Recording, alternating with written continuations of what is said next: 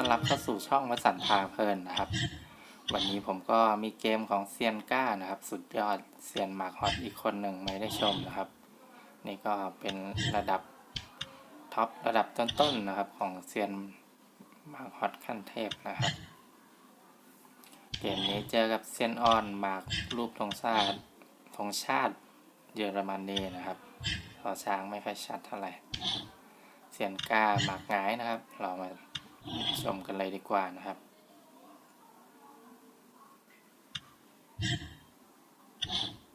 โอ้เข้ากิน2ครับ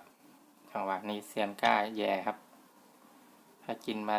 19โดน3ต่อเท้ามาได้19กินโดน3ครับ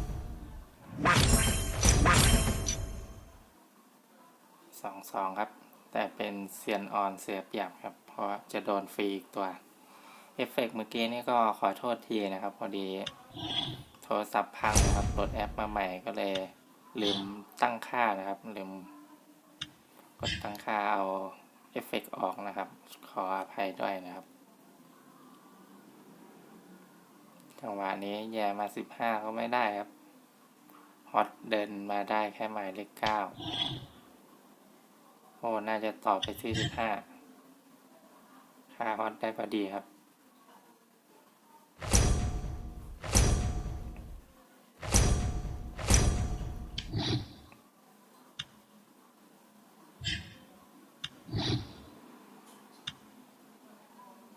จากมาค่าฮอตครับ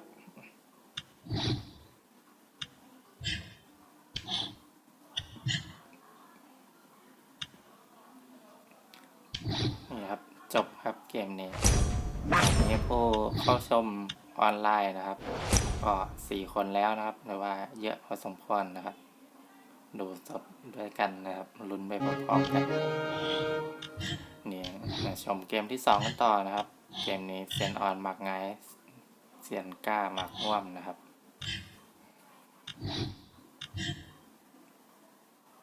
นี่ก็เป็นการเล่นในโหมดเล่นเอาเหรียญนะครับสังเกตที่มีคำว่ากองกลางนะครับนะครับมันก็จะบวกเวลาเพิ่มให้แค่1 วินะครับที่เขียวๆบวกเพิ่มให้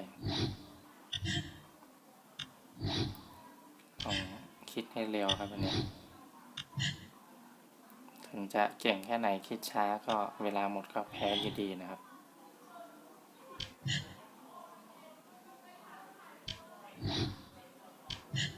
โอ้หมากเสียนกากระจัดกระจายอยู่ทั่วทุกมุมแล้วครับตอนนี้ออกปล่อยให้กินครับทำไมถึงทำอย่างนั้นอ๋อจะไปเข้าฮอตนี่ครับเลือกกินเอาครับตอนนี้หมากเซียนก้าเสียเปรียบตัวหนึ่งครับแต่ก็น่าจะได้กินคืนนี่โดน4ครับมาอย่างนี้หลบมาผิดฝั่งครับ4ได้แต่เสียฮอตไปนะครับเอฟเฟกต์อาจจะลายตานิดนึงนะครับเดี๋ยวเกมต่อไปเดี๋ยวจะเอาออกนะครับลืมตั้งค่าก็จบ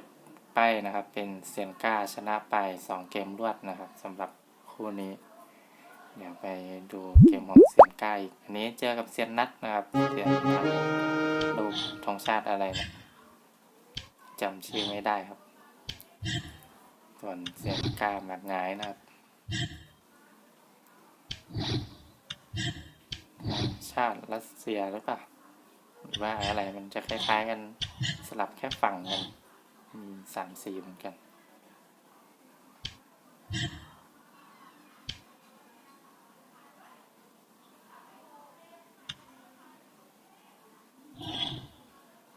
แหลกเพลงครับตัดมา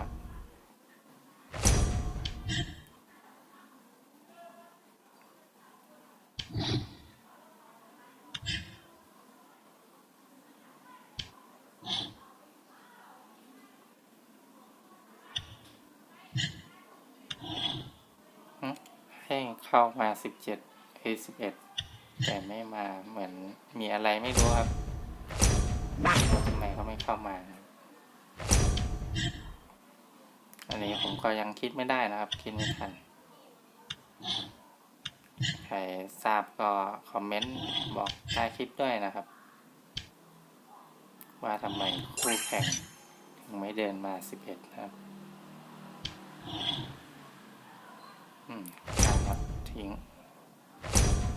ไม่ใช่แย่หมากทิ้งตัดหมากไปหนึ่งครับตอนนี้หมาก4-4ครับแต่ว่ามีโอกาสเสมอกันสูงครับเกมนี้นี่ครับเดินมาเตรียมจะฆ่าฮอต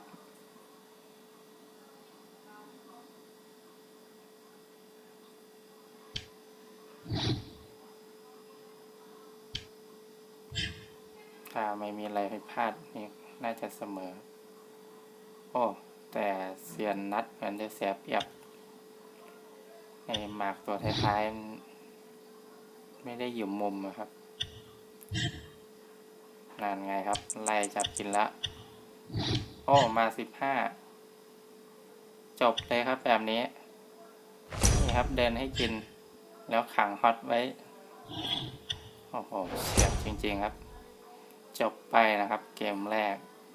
เซียนกาชนะไปด้วยการขังฮอตคู่ต่อสู้ไว้นะครับต้องจำไว้เรามาชมเกมที่2กันต่อนะครับของคู่นี้ผู้เข้าชมก็หนาแน่นเช่นเคยนะครับ4คนถือว่าแฟนคลับแกเยอะพอสมควรแล้วเนี่ย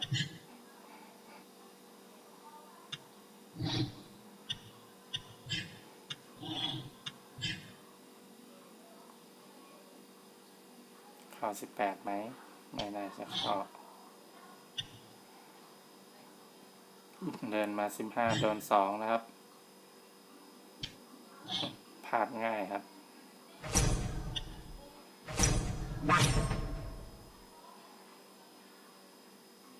หรือว่าไม่มีตัวเดินหรือเปล่าเพราะถึงเดินมาแล้วหรือว่าไม่เห็นนี่ครับส่งสติกเกอร์หวังให้เขายอมแพ้ด้วยครับทั้งที่ตัวเองเกมเสียเปรียบผม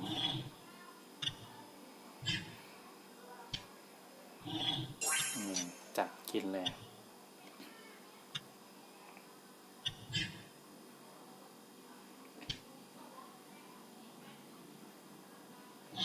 จับ11ไหมอ๋อ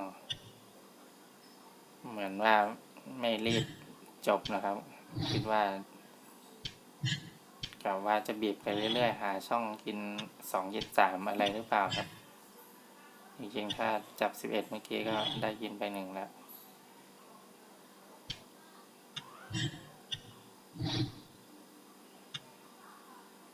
จะปิดเกมด้วยการเกม4อีกหรือเปล่าครับ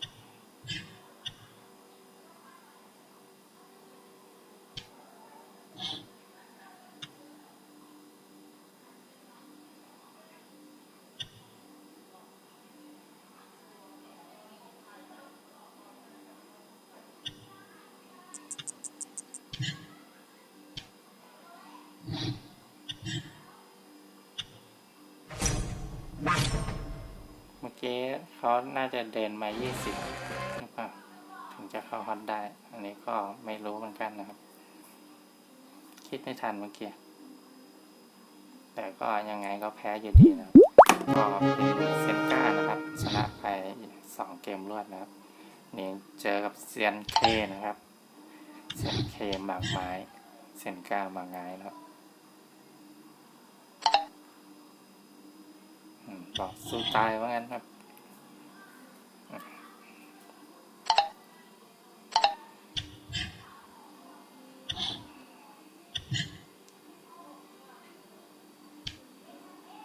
ส่ง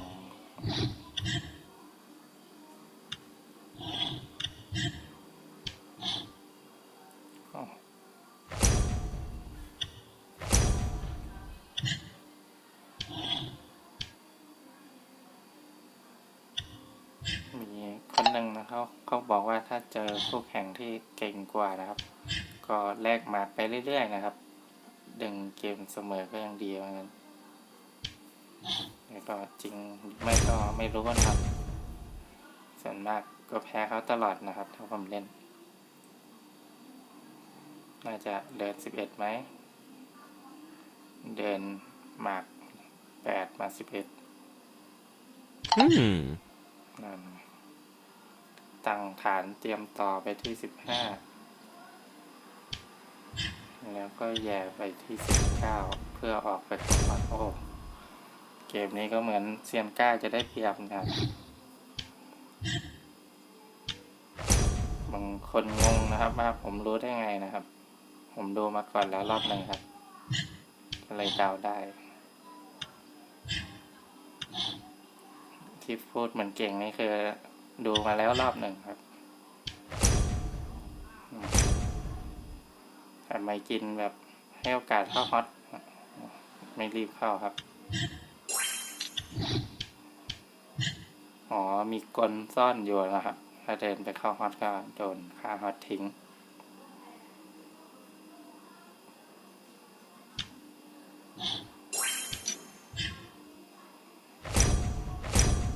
จบครับ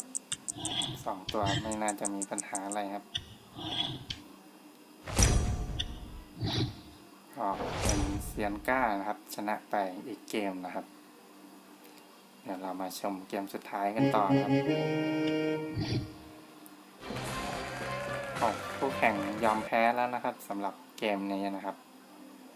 เซียนก้าชนะบายไปนะครับถือว่าสุดยอดจริงๆครับสมแล้วครับที่ติดอันดับท็อปๆนะครับอันดับต้นๆตลอดนะครับทุกเดือนนะครับ